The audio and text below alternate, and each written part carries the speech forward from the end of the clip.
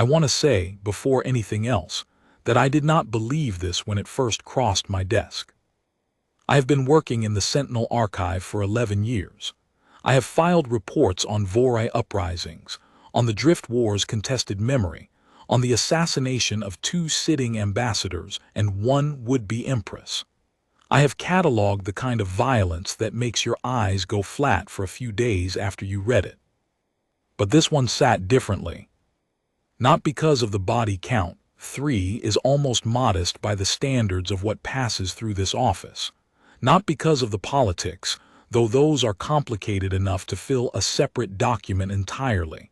It sat differently because of how it happened, because of who it happened through. A human. A captive one at that.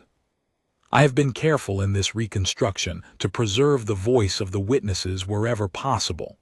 These are people who saw something and are still not entirely sure what they saw. That uncertainty feels important to protect. It's the most honest thing about any of them. What follows is the full accounting of Night Cycle 44 aboard Keth Orbital Station, beginning approximately 6 hours before the assassination attempt on Vale Sarith, High Strategist of the Velhari Conclave, and ending at sunrise, or what passes for sunrise on a station that rotates on a 22-hour light cycle. 3 assassins came for her that night. None of them left, and the only soul standing between her and all 3 of them was a human male, 31 years old, no military designation on record, no augments, no registered combat history. His name was Cale Drennan. This is what happened. Part 1, The Station, the Woman, the Chain. Section 1.1, Testimony of Thurnek Goss, Dock Worker, Level 7 Loading Bay. Transcribed from Oral Statement, recorded 06:14 Station Time, Night Cycle 45 morning after the incident. I'll tell you what I know, which is more than most people will admit they know, because most people around here have learned to keep their mouths shut when it comes to Velhari business. That's just how it is on Keth. You see a Velhari, you look the other way. You see one of their strategists. You find something very interesting to do on the opposite side of the corridor. But I was in the loading bay all night. That's my shift, 16-hour hauls, Level 7, South Dock. I see everything that comes in and out of this station through the freight channels. I've been doing it for 9 years. I know every face that moves through those corridors. The night it happened, I was running a manifest check on a shipment of coolant canisters when the Velhari convoy came through. Now I want to be clear. I wasn't watching. You don't watch Velhari convoys, but you hear them. They make this sound. Their escort ships have a particular engine hum, this low, almost subsonic vibration that you feel in your back teeth before you hear it. Every dock worker on Keth knows that sound. It means you stop what you're doing, you step back from the edge, and you wait for them to pass. I stepped back, I waited. And that's when I saw him. He was walking in the middle of the convoy, not at the front, not at the back, but right in the center, just behind the strategist's personal transport pod. He was the only human in a group of what must have been 30 Velhari. He was taller than I expected. Humans are usually shorter than Velhari, but this one had a kind of build to him that made you look twice. Not huge. Just proportioned in a way that read as capable, if that makes sense. Like someone who had learned to use every part of what they had. He was wearing a Keth labor collar, the gray kind, plain, no markings. The kind they put on indentured workers. There was a tether line running from the collar ring to a hold point on the transport pod. A collar and a tether. Like an animal. And the Velhari around him weren't even watching him. They were looking outward, their security detail doing sweeps of the dock perimeter, and this man was just walking. Calm, completely calm. He wasn't looking at the ground the way most collared workers do. He was looking at everything. His eyes were moving, but his face wasn't. I don't know how to explain that. His face was very still, but his eyes were doing this constant, quiet survey of the whole space. I remember thinking, that one knows where all the exits are. I didn't think much more of it. You see strange things on Keth. You log it in the back of your head, and you go back to your canisters. But I didn't forget his face. I couldn't after what happened. Section 1.2, Background on Vale Sarith, compiled by archivist Don Vell. Vale Sarith is not a figure who invites casual description, so I will be brief and precise. She is 47 years old by Velhari reckoning, which places her in what their culture considers early authority, old enough to have earned real power, young enough that her enemies still believe she can be removed. She has held the rank of High Strategist for 6 years, a position that among the Velhari carries something between a military general and a chief diplomat, depending on which crisis is currently on fire. She is brilliant. That isn't a compliment, it's simply the accurate term for what she is. The Velhari conclave operates on a system of strategic consensus, and Vale Sarith has spent 15 years making herself indispensable to that consensus. She knows where every piece moves before it moves. She knows what her allies will do when threatened, and what her enemies will do when they think they're winning. There are 3 current members of the conclave who would be more comfortable if she were dead, and at least 2 external factions who would actively finance that outcome. She arrived at Keth Station 3 days before Night Cycle 44 under the pretense of a standard resupply delegation. The actual purpose of her visit was a negotiation, quiet, unlogged, the kind that doesn't appear in any official record, with a representative of the Den Collective, regarding territorial rights in the outer Veth corridor. Keth was chosen precisely because it is the kind of place where nobody asks questions. It is a mid-tier orbital station, commercially licensed, politically neutral by treaty, and staffed almost entirely by species who have learned that the safest posture is careful indifference. It has 7 levels, 4 docking rings, a population of about 11,000 on any given cycle, and a security force that is competent at managing trade disputes and absolutely not equipped to handle what happened on Night Cycle 44. Vale Sarith knew the risk of coming here. She knew it better than anyone. What nobody has satisfactorily explained, what has driven this inquiry from the beginning, is why she chose to rely, for her personal protection that night, on a human captive with no documented combat history. She had options. She had a full Velhari security escort. She had access to Keth's station guard, inadequate as they are. She had 3 Velhari-trained personal sentinels who had served her for years. Instead, she sent all of them away. And she put Kale Drennan between herself and the door. Section 1.3, Testimony of Siri Vaughn, Velhari Junior Attaché Sarith's Delegation. Recorded 09:40 Station Time, Night Cycle 45. I need to be careful about what I say and how I say it, because I am still technically serving under Sarith's diplomatic designation, which means certain things I witnessed are classified at a level above this inquiry. I understand that, and Archivist Vell understands that, and we have agreed to work around it. What I can tell you is this. I was with the strategist for 3 days on Keth before the incident. I was handling the correspondence logistics, scheduling the meeting rooms, managing the encrypted comms, making sure the resupply cover story stayed coherent. Standard attaché work. The human Kale Drennan was with us from the moment we docked. He came aboard in the freight intake processing area, which should tell you something about the category his documentation was filed under. Indentured labor, technically. The Velhari use humans for various service functions when they're operating in neutral territories where their own staff might attract notice. I want to say very clearly, because I know how this sounds from the outside, Kale Drennan was not treated badly. I watched carefully. He was given quarters small but private. He was fed. He was not harmed. The collar was a legal designation for that station's code, not a punishment. I know that's a difficult distinction, but it's a real one. He was also very, very quiet. That is the word I keep coming back to when I try to describe him. Quiet. Not sullen, he wasn't angry, or at least he didn't show it. Not compliant in the dull way that some indentured workers go quiet, that sort of defeated absence. He was quiet in the way that someone is when they are paying very close attention and don't want you to know it. He spoke when addressed. He moved when directed. He did everything that was asked of him efficiently and without complaint. But his eyes were always awake. The strategist noticed it before any of us did. She noticed it on the first day, I think. I saw her watching him in the corridor outside the meeting rooms.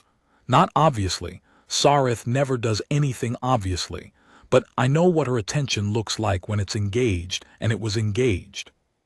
On the second day, she requested that he be assigned to a different function. Instead of freight handling and logistics support, she had him reassigned to what the delegation manifest listed as personal proximity service, which is the polished version of saying she wanted him near her. None of us understood it. Her 3 personal sentinels were confused and I think mildly insulted.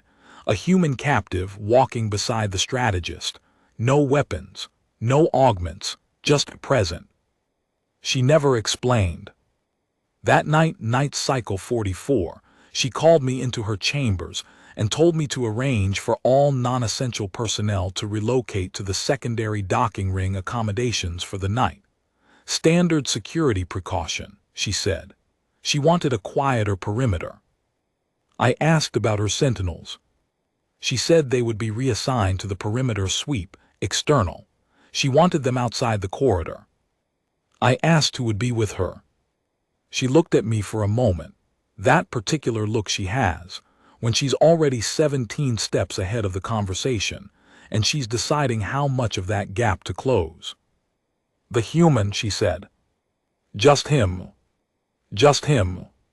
I tried not to show how much that alarmed me. I don't think I entirely succeeded. She made a small sound, not quite a laugh, but close to one. Siri, she said, sometimes you put the thing that looks weakest closest to the door, because no one is watching it. Then she dismissed me.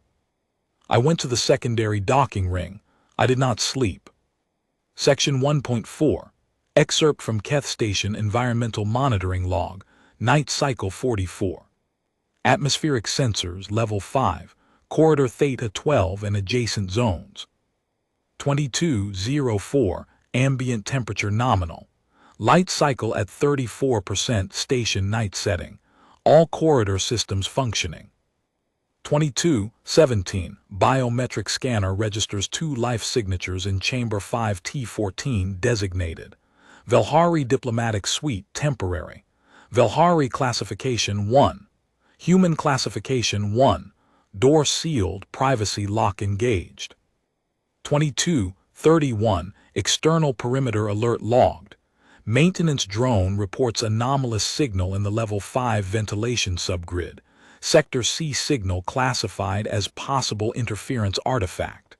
Maintenance request queued, non-urgent. 2319, Biometric Scanner now registers 2 life signatures in Chamber 5T14, unchanged. No movement detected inside chamber. 2344, External Perimeter. 3 additional biosignatures logged entering Level 5 via Cargo Service Corridor. Sector C species classification. Mixed. No station credentials logged for these signatures. 2351, Anomalous signal in ventilation subgrid, Sector C, reclassified.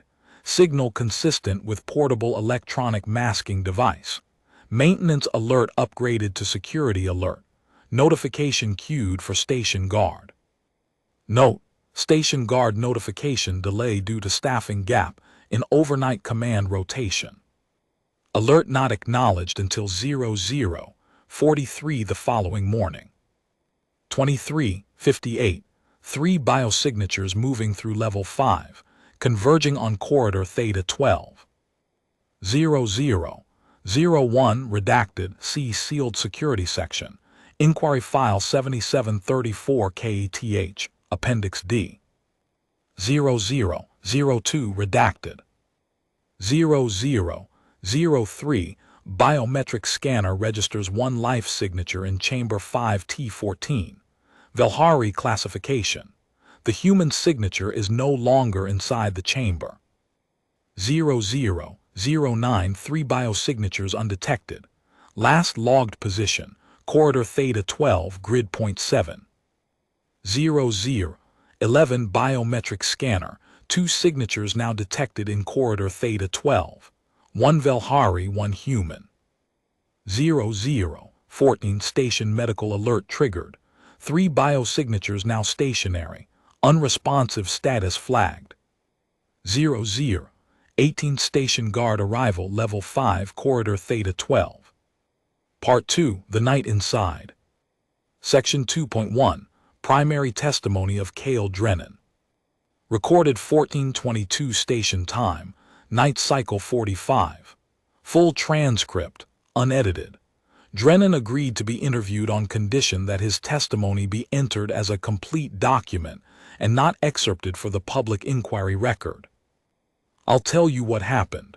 I've been asked to tell it 3 times now, and I've told it the same way each time because it's not complicated, and I'm not interested in making it interesting. It happened the way it happened. But first I want to say something, before I get into the details, because I think it matters for understanding everything else. I was not trying to be a hero. I don't say that to be modest. I say it because it's the truest thing about that night, and I think if you go into the rest of the story expecting some kind of moment where I decided to be brave, you're going to misread everything. I didn't decide anything. I just did what was in front of me. That's always how it's gone for me, and that night was no different except for the scale of it. Okay. So, I'd been on Keth for 3 days. If you've read my file, you know how I got there, indentured contract, through a labor broker on the Den corridor run, about 8 months before this. That whole situation is a longer story that isn't relevant here. What's relevant is that I was on Keth. I was under the labor classification, and 3 days before night cycle 44, I got pulled out of the freight assignment and put with the Velhari delegation. I didn't know who she was at first. The strategist. I knew she was Velhari and I knew she was significant.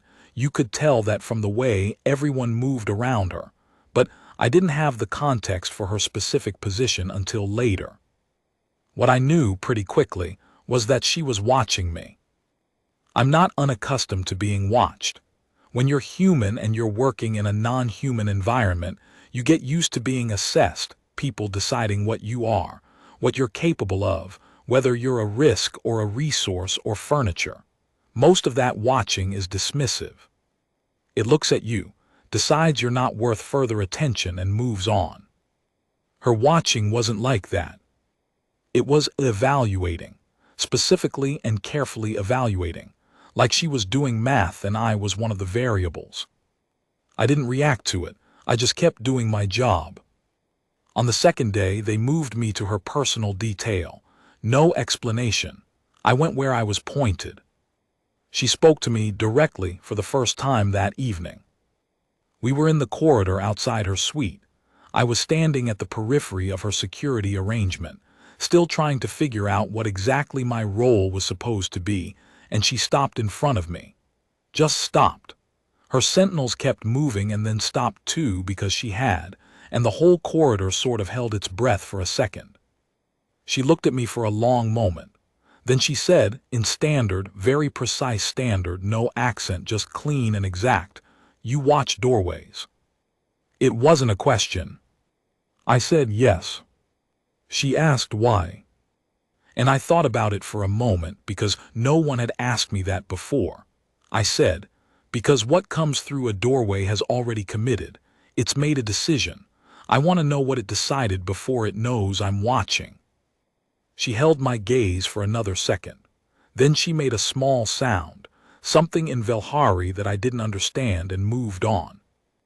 That night, she had me moved to quarters adjacent to hers. I slept badly, not because of worry, I'm a light sleeper in general, always have been. It's just how my nervous system works. I wake up for sounds that aren't quite right. On night cycle 44, I woke up at around 23:45 station time. The chamber was dark. The corridor outside was quiet, station night quiet, which has its own texture. The low hum of the environmental systems, the distant vibration of the docking rings cycling, the occasional automated announcement so far down the corridor you can barely make out the words.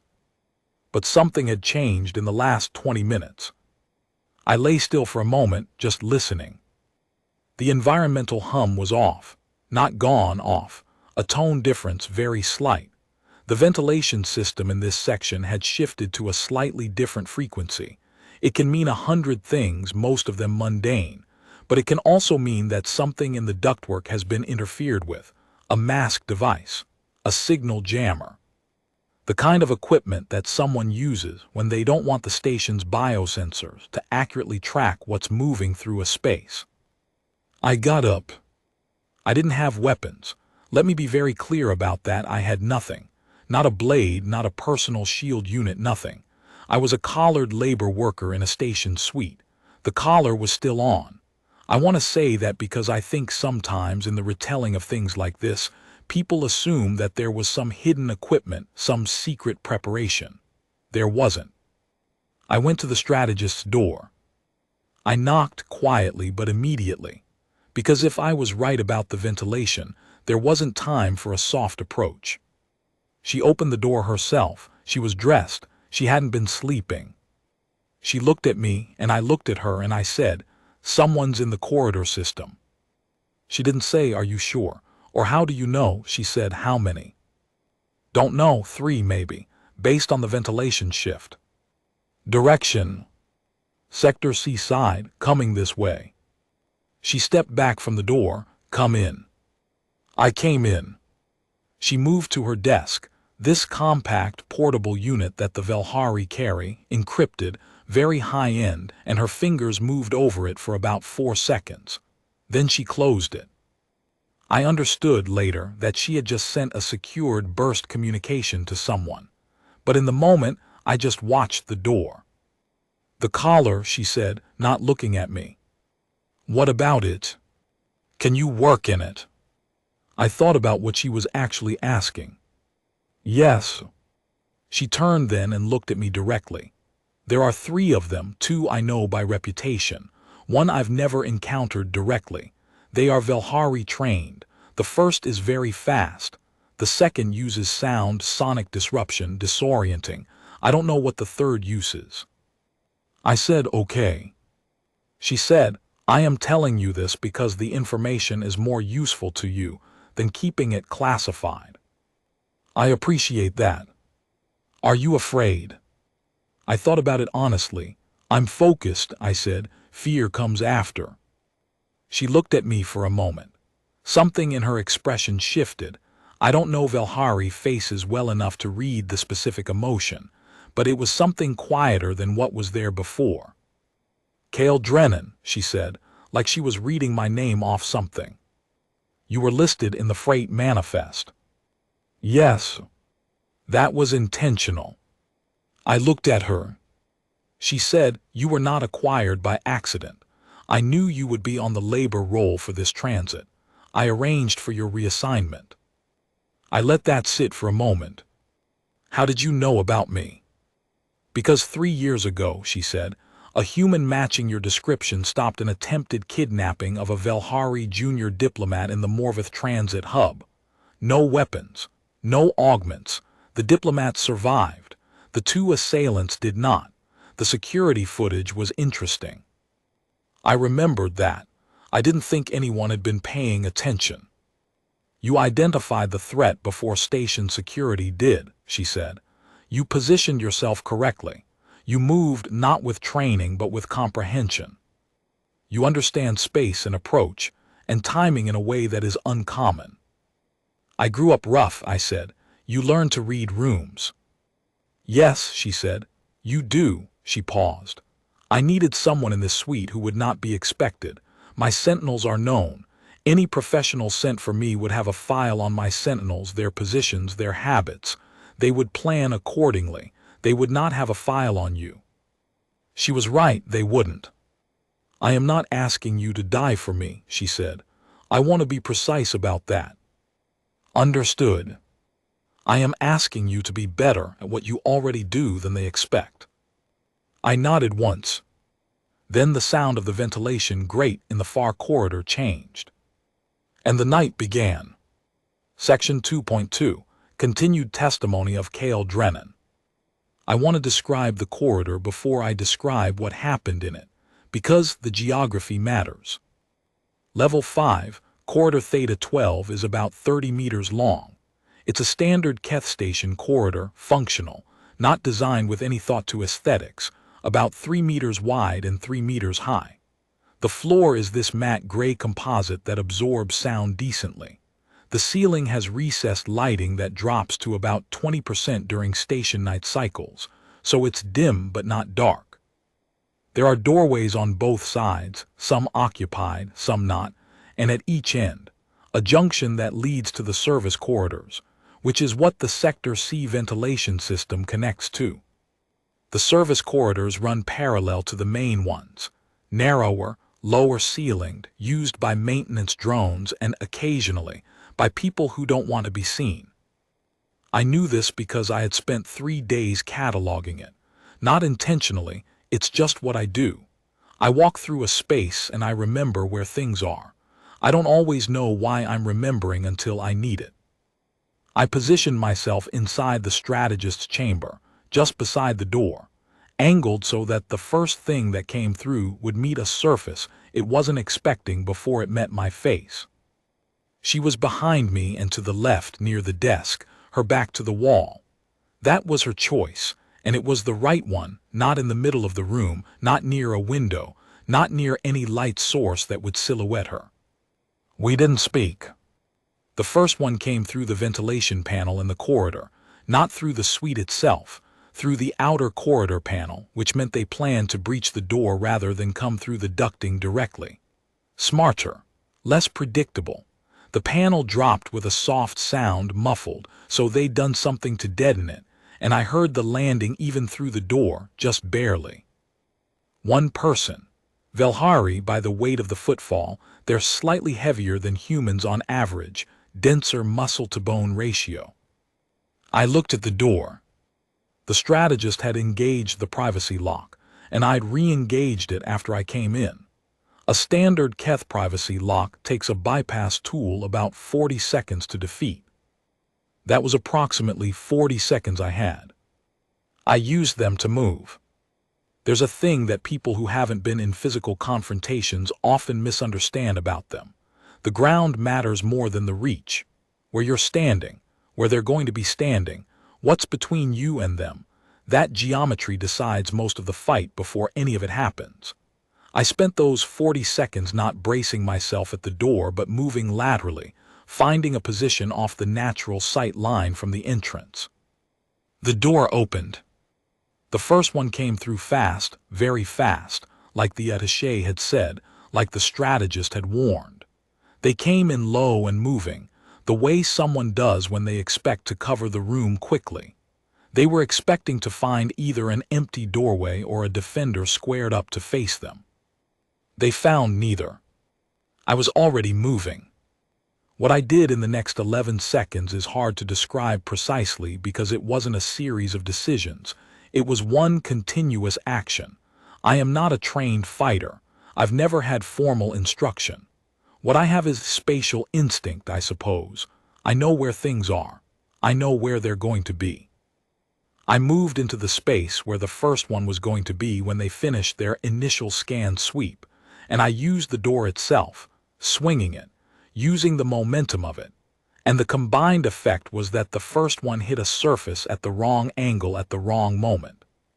She went down. She didn't stay down, she was trained and she recovered fast, but the recovery cost her the room. She was disoriented, and disorientation in a small space is catastrophic. I won't describe the rest of it in detail. I don't think that's what this record needs. What I'll say is this. The first one was neutralized before the second and third reached the corridor junction. The second used sonic disruption, like the strategist had said. You feel it before you hear it, this pressure change in your inner ear, like the moment before you realize you're going to be sick. If you're facing it, it's debilitating. Your sense of balance collapses and you fall. I wasn't facing it. I had already moved back inside the suite when the second one reached the corridor, and I let the door take the first pulse of the disruption. The composite of the door diffuses sonic frequencies. It's not designed to, but the material does it passively. Enough that when the second one came through, I wasn't compromised in the way they expected. I used the time I had. The second one took longer. She was more careful. She was also, I think, assessing what had happened to the first one, which meant she was thinking about it, and thinking about it means you're not fully in your body. I will say this, the second one hit the wall because I put her there, and she did not get up. The third one was different. I don't know to this day what species the third one was. Velhari adjacent, the report says, but the secondary physical characteristics didn't match anything in my mental catalog, and I've been in enough mixed species environments that my mental catalog is reasonably broad. They were smaller than the first two. Faster but differently fast, not the explosive burst speed of the first one, but this constant, liquid movement, like they were always slightly ahead of where you expected them to be. They also didn't come through the main door. They came through the ventilation panel inside the suite. I don't know how they got in. The ducting configuration shouldn't have allowed it. The crawl space wasn't wide enough for a body the size of what I was dealing with. But they made it work, and they came through the ceiling panel in the corner, and for about 2 seconds they had the high position in the room. 2 seconds is a long time. But it's also not very long. I was already moving toward the corner when they landed. I want to say I did not think. I have tried since to reconstruct whether there was any decision-making in that moment, and I genuinely cannot find one. My body moved to that position because it was the position to move to. The third one was still in the landing transition, which is always the most committed posture. You've let gravity take you. You're focused on the reception of the fall. You haven't rebuilt your defensive geometry yet. I used that. The third one hit the floor. They hit it hard. And then the corridor was quiet. The strategist had not moved from her position beside the wall. When it was over, I straightened up and stood there for a moment, breathing. My hands were shaking. They do that after it's a physiological thing, the adrenaline metabolizing, the body recalibrating. I usually wait until it passes before I say anything.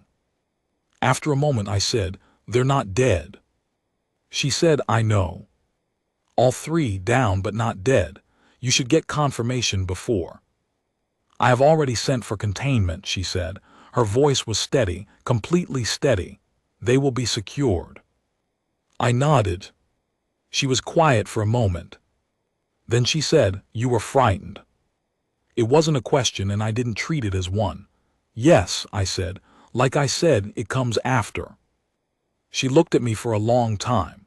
Then she walked to the suite's small utility area, the kind every Keth diplomatic accommodation has, a recess with a heating unit and a compact dispenser, and she made tea. Not Velhari tea, which I've tasted and it's brutal, but something else, something that smelled like actual leaves.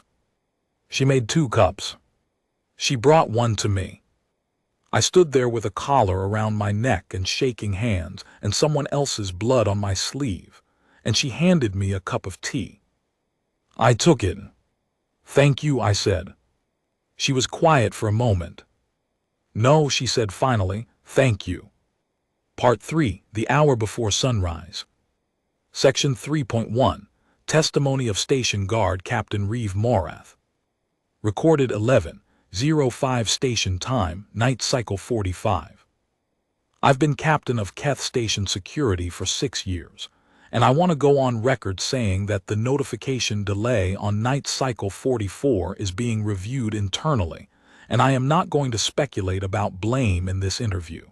That's a separate process.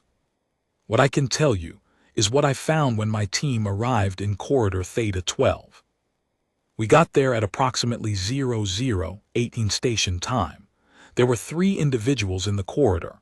All 3 were alive, all 3 were unconscious, and all 3 were in various conditions of, I'm going to be diplomatic about this, structural compromise. One had a dislocated shoulder, definitively. One had significant impact injuries along the left side of her body. The third was unconscious with no obvious visible injuries, but was completely unresponsive, which the medical team later attributed to a precise pressure application to a nerve cluster. There was a human male in the corridor, standing near the open door of the Velhari diplomatic suite. He was not in a defensive posture. He was just standing there, holding a cup of something. I asked him what happened. He said 3 people came for the strategist. They're not coming for her anymore. I asked him if he needed medical attention. He looked at his hands, which I noticed were shaking slightly, and he said, "No, I'm fine." He did not look entirely fine, but he wasn't lying in the sense of denying injury. He was just sorted, like the external assessment of fine was accurate even if the internal processing was still catching up. The strategist herself appeared in the doorway a moment later.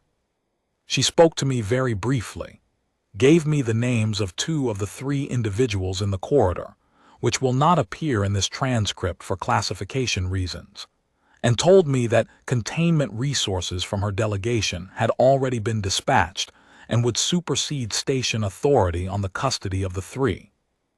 I didn't argue.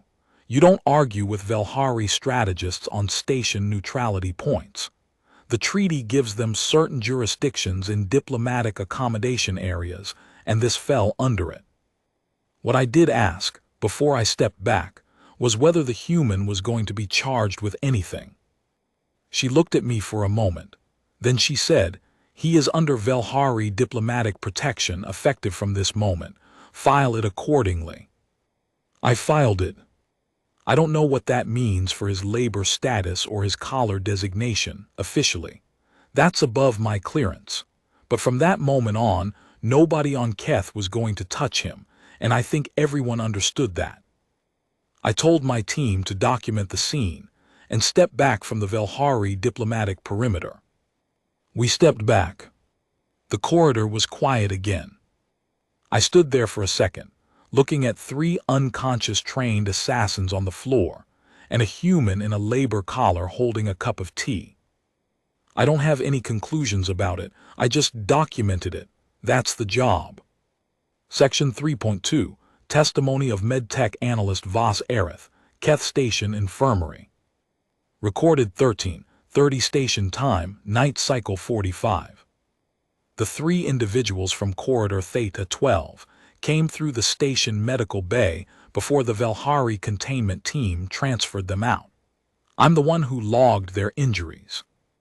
I've been a med tech for 19 years. I know trauma patterns. I know what different kinds of force leave on a body. What I saw on those 3 was interesting. That's the clinical word for it. The injuries were precise. That's what struck me first. When you have a violent confrontation, especially a non-augmented physical one, you usually see scatter. You see bruising in clusters, impacts across multiple body planes, the kind of distributed damage that comes from a struggle with variable positions. It's messy. Bodies in conflict are messy. These injuries were not messy. Each of the 3 had a primary impact cluster that was focused, intentional, and efficient is the word I'd use. Not brutal, not excessive, just exactly as much force in exactly the right position to accomplish the specific outcome. The shoulder dislocation was clean, applied from a specific angle that used the subject's own momentum. The second subject's left side impacts were consistent with a controlled introduction of the body to a fixed surface. In other words, someone used the wall rather than striking directly, which requires an understanding of leverage and trajectory that you don't see in amateur confrontations. The third was the most interesting. A pressure application to the brachial plexus region combined with a rotational force to the cervical column, not a braking force, a stopping force. She was down and staying down without lasting damage. All three were alive. That part matters to me, clinically and otherwise. Whoever did this knew, in the middle of a lethal threat situation in a dark room, exactly how much force to apply so that the threat ended but the person didn't. That's not instinct. That's not luck. That's a very particular kind of comprehension. I don't know what to call it in the formal vocabulary. I wrote controlled application of mechanical force by an individual with advanced spatial and anatomical instinct. In my report, and my supervising archivist flagged it for review, which is why we're having this conversation. I can only tell you what the bodies said. The bodies said someone who understood them very well was in that corridor, and that someone let them live on purpose. Section 3.3. Continued testimony of Cale Drennan. Second session, recorded 17:00 station time, night cycle 45. You asked me to come back for a second session, because there are questions from the medical report. Okay. You want to know how I knew where to apply force. How I knew about the brachial plexus thing. Whether I had training I haven't disclosed. I don't have training I haven't disclosed. I have a file and the file is accurate.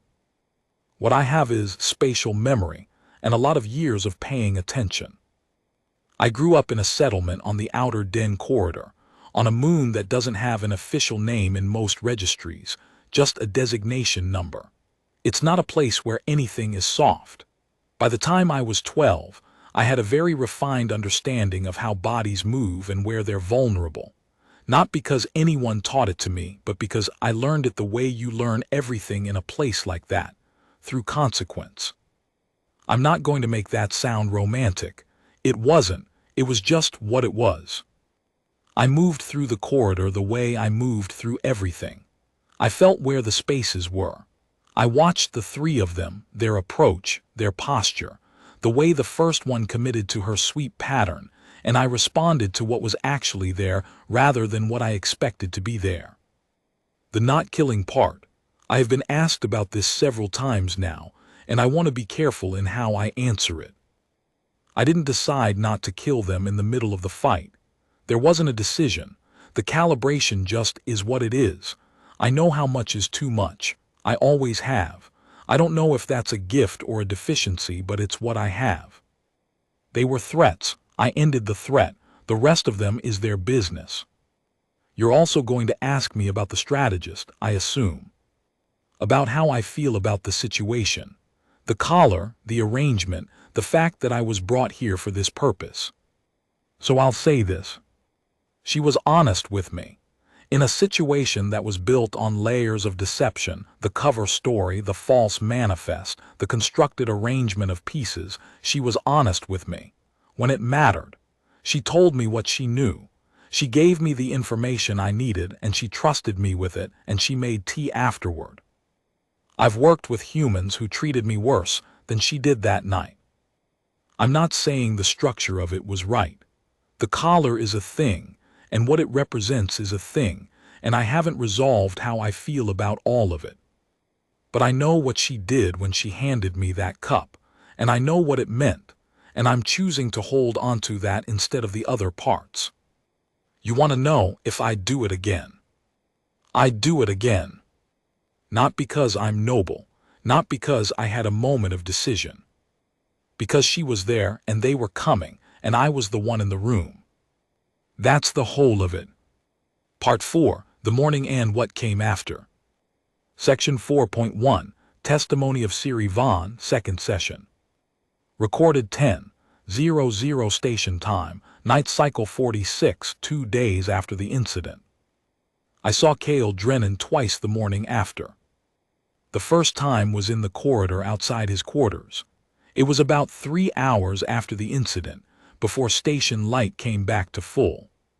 He was sitting on the floor against the wall, not in the quarters, outside them in the corridor, and his back was straight and his eyes were open, but he had the look of someone who had just let themselves stop for the first time. Not broken, just stopped, like a machine that's been running at capacity for too long and is finally letting itself cool. I stopped when I saw him. I didn't know what to say. I said, "Are you all right?"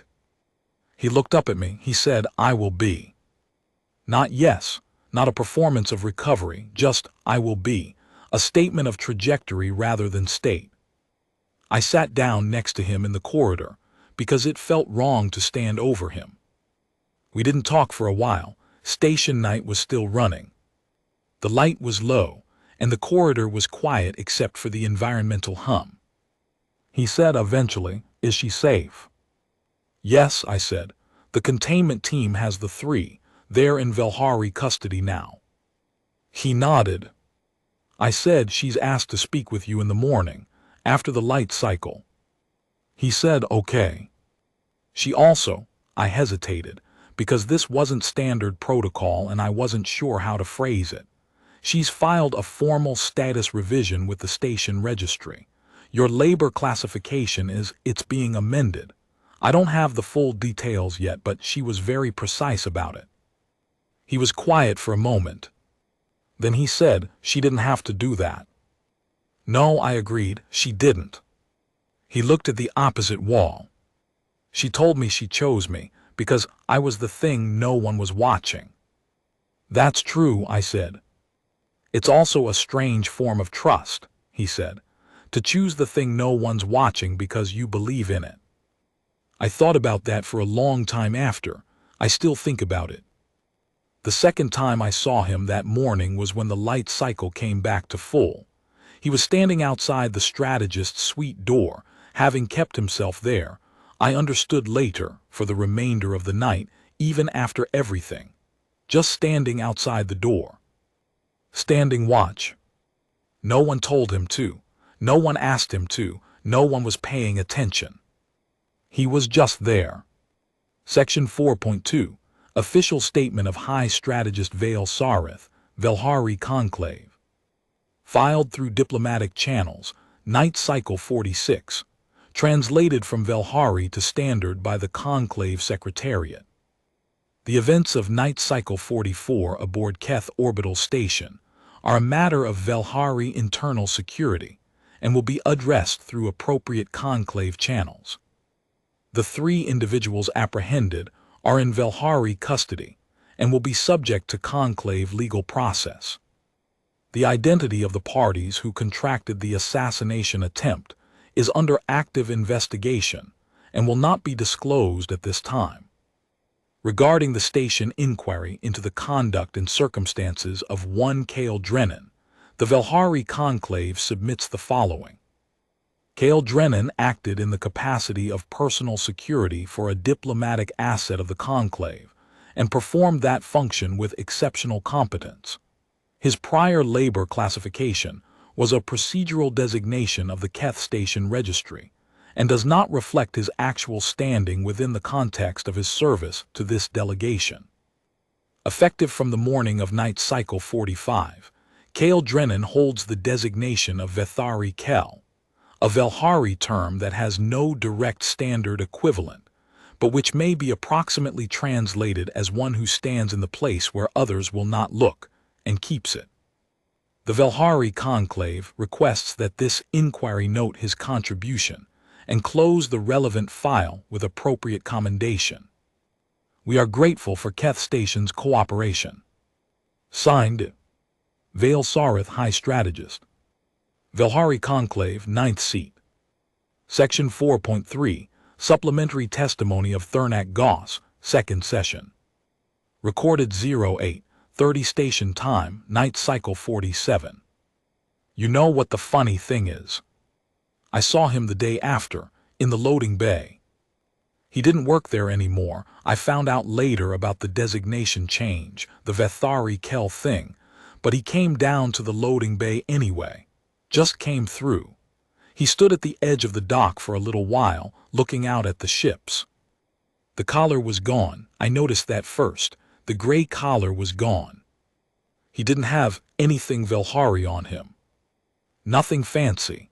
He was just standing there like a person, like someone who needed a minute to look at something large and open, to let it help with whatever he was carrying. I thought about going over to talk to him. I thought about saying, "I saw you when you came in."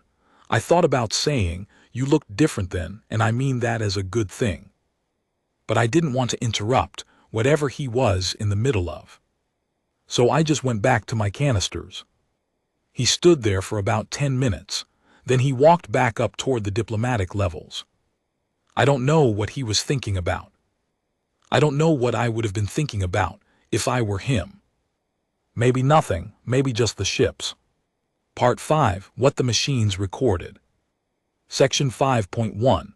Recovered atmospheric drone footage analysis. Filed by Technical Analyst Ween Dorath, Keth Station Technical Division. Night Cycle 45. I need to start by acknowledging the limitations here. The atmospheric drone that was running maintenance sweeps on Level 5 during Night Cycle 44 was operating on a pre-programmed route. It does not have decision-making capacity. It records what it records. What it recorded in Corridor Theta 12 between 00, 01 and 00, 14 is partial and fragmentary because of the signal interference from the masking device the three assailants were using. We've done what we can with the recovered footage, but significant sections are corrupted. What we have is this. At 00, 01 the corridor is empty. Standard station night visual parameters. At 00, 03, there are shapes in the corridor consistent with one or more individuals in motion. The interference degrades the image significantly, but motion is detectable. At 00, 07, there are three stationary shapes in the corridor, in positions consistent with the discovery scene documented by Station Guard Captain Morath at 00, 18. At 00, 09, there is one additional shape in the corridor, moving. This shape moves in a way that is, I'll note this because it struck me when I reviewed the footage, not rushed. It moves carefully, deliberately, pausing once near the end of the corridor, then moving back toward the suite entrance. At 00, 11, there are two shapes detectable, one in the corridor, one emerging from the suite entrance. The shape from the suite is Velhari silhouette consistent. The shape in the corridor stands very still. Then between 00, 11 and 00, 14, the interference clears, the masking device presumably deactivated when its operators were neutralized, and the footage comes back to full resolution. Two people stand in Corridor Theta 12. A Velhari woman and a human man. They stand perhaps a meter apart. Neither is moving. Then the Velhari woman walks to the human man and stands beside him, and they are both looking at the same thing at the end of the corridor, toward the viewport that faces out into the station's orbit track, where the light from the nearby star is just beginning to reach the edge of the viewport. They stand there for about 40 seconds. Then the Velhari woman goes back inside. The human man stays in the corridor. He stands there for the rest of the night. The drone records him, still and patient, as the station light cycle slowly builds back to full. As the corridor brightens, increment by increment from the low amber of night cycle to the cleaner white of morning. He doesn't move. He watches the door. And that's all the footage shows. Just a man standing at a door he chose to stand at, watching a corridor go from dark to light. I've reviewed a lot of security footage in 11 years of technical work. I've never watched any particular piece of footage twice. I've watched this one 4 times. I don't know what to do with that, technically speaking. I filed it as an observation note and sent it up to Archivist Vel. Vel, if you're reading this, I know it's not analysis. It's just I wanted someone else to see it. Part 6. The Shape of the Thing. Section 6.1. Analysis and Closing Observations by Archivist Don Vell. When I began this inquiry, I thought I was assembling a security incident report. An unusual one, certainly. 3 trained assassins incapacitated by an unarmed human captive is not the ordinary content of a Keth Station file, but a report nonetheless. A documentation of what happened and how. I no longer think that's what this document is. What I have ended up with, after 17 witness testimonies and 3 sessions with Cale Drennan, and the remarkable footage from analyst Dorath's drone, is something that feels closer to a study in a particular kind of intelligence. Not the augmented kind, not the calculated, resource-deployed kind that Vale Sareth herself represents, though I have enormous respect for her particular form of brilliance, which is on full display in how she structured the entire situation. I mean the quiet kind, the kind that walks through a room and remembers where all the exits are, the kind that wakes up in the dark because a ventilation system changed its frequency by 3%. The kind that moves through a lethal confrontation with the specific, unhurried precision of someone who is not performing competence, but simply is competent, in the way that water is wet. Cale Drennan is not, in any formal sense, a remarkable person.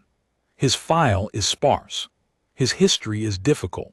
His presence on Keth Station the night of Night Cycle 44 was the result of deliberate manipulation by a person who had identified something in him that the rest of the galaxy hadn't bothered to look for. That's the part that stays with me. Vale Sareth saw him. In the freight manifest in a security archive 3 years old, in a corridor on a station where everyone was doing their careful best not to be noticed, she saw him. She understood what he was. And she trusted that understanding enough to put her life in the narrow space between his body and the door. There is something profound about that form of recognition. The galaxy is full of augmented warriors and trained operatives and classified assets with nested skill trees and recorded kill counts. The assassination teams that came for Sareth were professionals. They had files. They had histories. They had contingencies. They did not have a file on Cale Drennan. And that was the point. He was the thing in the room they weren't watching, and he was watching everything. I have closed the security incident file. I have filed the appropriate commendations and forwarded the custody documentation to the Velhari Conclave. I have also done something I don't typically do. I have written this preface in the first person, which is not archival protocol. But I think some things require a voice. The station is quieter now. The Velhari delegation departed 2 days after the incident. Cale Drennan departed with them, his status formal, his designation changed, the collar gone. I was in the docking ring when they left. He walked in the middle of the convoy again just like when he arrived. Same position, roughly, but he wasn't tethered this time. He was just walking. He looked up at some point, and our eyes met for a second. I don't know if he recognized me. I don't think we'd spoken directly. And then he looked away and walked on. It was nothing, just a glance. But I've thought about it since. I think I wanted to say, I see you. The way Sareth had seen him. The way the drone had caught him, standing patient in a brightening corridor, facing a door, keeping watch because there was a door that needed keeping. I didn't say it. You don't say things like that to strangers on a docking ring. But I wanted to.